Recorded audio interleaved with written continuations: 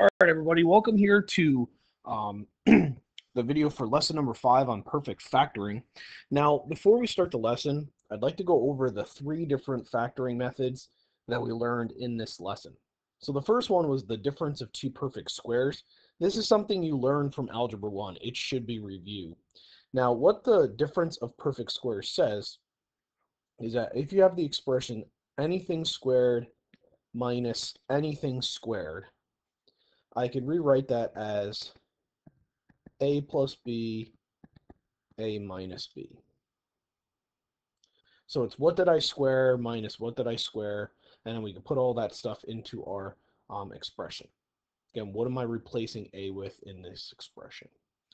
The difference of perfect cubes, well, that's saying that if I have 2 things that are cubed and subtracted, I can rewrite that as the 2 things subtracted each other, and then the order here is always going to be the same, whether it's difference or sum of cubes. It's the signs that change each other.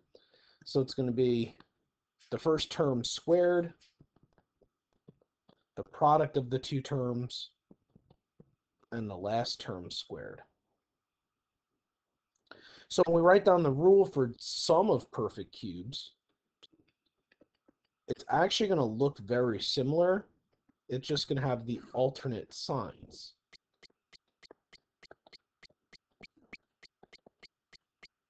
Except for that last sign, b squared is always going to be positive.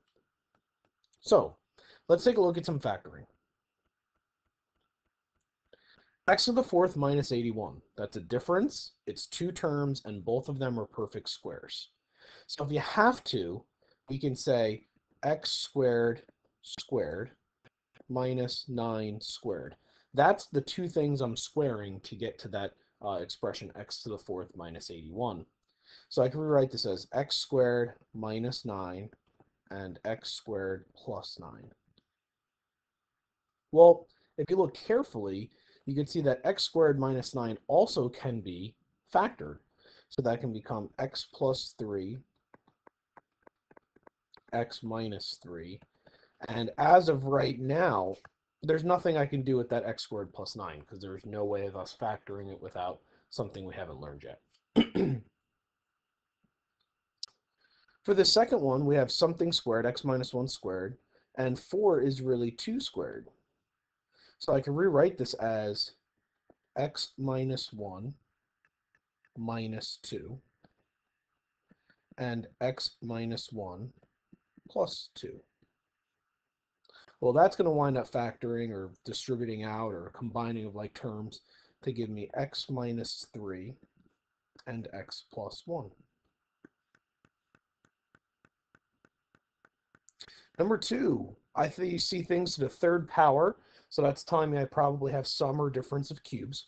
If I have to, I could always go back to my little rules here, but remember, you won't be given these on a test or a quiz. Here I see that I have something cubed minus something cubed. Think about what's being cubed there.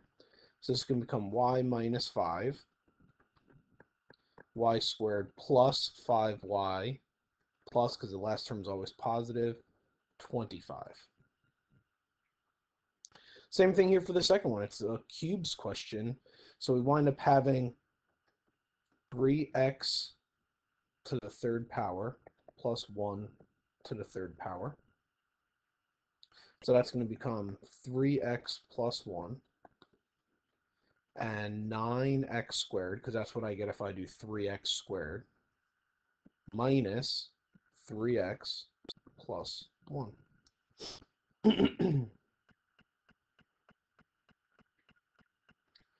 Number three can be done with a difference of 2 squares. So this is going to wind up becoming x cubed minus 1 and x cubed plus 1. Now, fortunately for us, I now know how to factor those because those are perfect cube questions. So x cubed minus 1 can become x minus 1 and x squared plus x plus 1. X cubed plus 1 becomes x plus 1, and then it's going to become x squared minus x plus 1. Those are the 4 factors of this polynomial.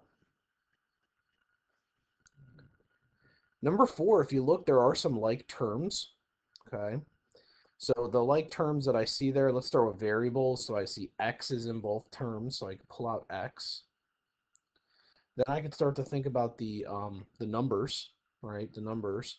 So I could definitely take out a 2, right? That's going to give me a 64 and a 27, which doesn't have any factors. So 2x winds up being my GCF. So I have 64 x to the third plus 27 y to the third. So remember, always look for GCF first. I am probably going to write that on one of your papers on the first big full period quiz coming up. Please don't be the person that I have to put that on their paper. So then we look at 64, 27, perfect cubes, x cubed, y cubed, perfect cubes. So I can say 2x times 4x plus 3y. Those are the things that I would cube to make the 64 and the x cubed. Next parenthesis is going to be this first term squared, so 16x squared. Opposite sign, subtraction.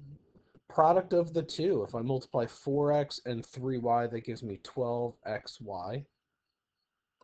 And the last term is this 3y squared, so that would be 9y squared. Not too bad. Number 5 says, show that x plus 2 is not a factor of x cubed minus 8. If it is a factor when divided, it's going to give us a 0 remainder. If it's not a factor when divided, it's going to give us a remainder. So let's put negative 2 in our box. 1, 0, 0, negative 8. 1 comes down. Negative 2 comes down. 4 comes down.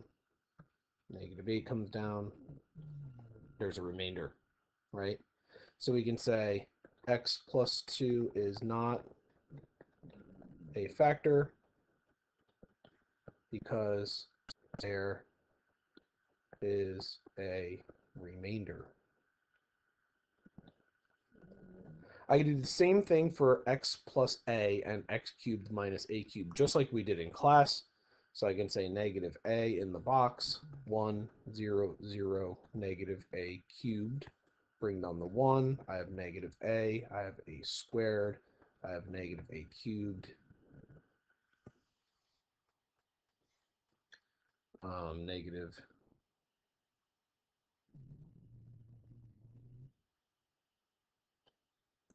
Sorry, I got ahead of myself there. I went a little bit too fast. So I have negative a here. Negative a times negative a is a squared. So now I have a squared. So now I have negative a cubed. So I have negative 2a cubed here as my remainder, which is no good. All right, so again, same reasoning, just without an actual number there. They're saying a. X squared plus y squared squared. For this, you have to multiply it by itself. So I'd make my boxes. There is no quick way of doing this. So you have x to the fourth. You have x squared, y squared. Always put the x first, or the alphabetical order first. And then we have y to the fourth power. So I have x to the fourth power plus 2x squared y squared plus y to the fourth power.